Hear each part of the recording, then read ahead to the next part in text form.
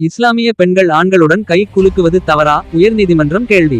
இஸ்லாமிய பெண்மணியொருவர் வெளிநபருடன் கை குலுக்குவதால் இஸ்லாமிய மரபுகளை அவர் மீறிவிட்டதாக எடுத்துக்கொள்ள முடியுமா என நீதிமன்றம் கேள்வி எழுப்பியுள்ளது. கோழிக்கோட்டில் உள்ள கரந்தூர் மார்காஸ் சட்டக்கல்லூரியில் பயின்ற இஸ்லாமிய மாணவி ஒருவர் தனது கல்லூரியில் சம்பவத்தன்று நடைபெற்ற நிகழ்ச்சியொன்றில் அப்போதைய நிதியமைச்சர் தாமஸ் ஐசாக்குடன் கலந்துரையாடியுள்ளார்.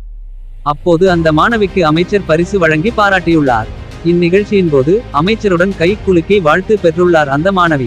இந்த நிலையில் இஸ்லாமிய மாணவி வெளிநபர் ஒருவருடன் கை குலுக்கியிருப்பதை விமர்சித்து சமூக வலைதளங்களில் அவதூறு கருத்து பரப்பப்பட்டுள்ளது. வெளிநபரை தொட்டு பேசியதன் மூலம் இஸ்லாமிய மதத்தினர் கடைபிடிக்கும் மரபுகளை அந்த மாணவி மீறிவிட்டதாக சமூக வலைதளங்களில் அந்த மாணவி குறித்து அவதூறான வகையில் பதிவுகள் வெளியாகியுள்ளன.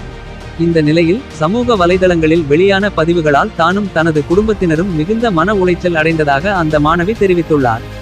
இதையடுத்து மாணவி மீது குற்றஞ்சுமத்தி சமூக வலைதளங்களில் வீடியோ பதிவிட்ட நபர் மீது மாணவி தரப்பில் வழக்கு தொடுக்கப்பட்டுள்ளது. இந்த வழக்கின் விசாரணை கீழமை நீதிமன்றத்தில் நடைபெற்று வரும் நிலையில் பாதிக்கப்பட்டுள்ள பெண் தரப்பினர் தன் மீது சுமத்தியுள்ள மேற்கண்ட புகார்களை சட்டப்படி குற்றமாக கருத இயலாது என்று அந்த நபர் கேரள உயர் நீதிமன்றத்தில் மேல்முறையீடு செய்துள்ளார். இந்த நிலையில் இந்த மனுவை தள்ளுபடி செய்த உயர்நீதிமன்றம் வெளிநபரை தொட்டு பேசியதன் மூலம் இஸ்லாமிய மரபுகளை அந்த பெண்மணி மீறிவிட்டதாக எடுத்துக்கொள்ள முடியுமா என்று கேள்வி எழுப்பியுள்ளது. உயர்நீதிமன்றம் பிறப்பித்துள்ள உத்தரவில் இஸ்லாமிய சமூகத்தைச் சேர்ந்த இளம்பெண் ஒருவர் தன்னுடைய சுய மத நம்பிக்கை மீதான சுதந்திரம் மீறப்பட்டுள்ளதாக துணிச்சலுடன் புகாரளித்துள்ளார். இந்த விவகாரத்தில் பாதிக்கப்பட்டுள்ள அந்த பெண்ணின் உரிமையை அரசியலமைப்பு பாதுகாக்கும். எந்தவொரு மத நம்பிக்கையும் அரசியலமைப்பை விட மேலானதல்ல.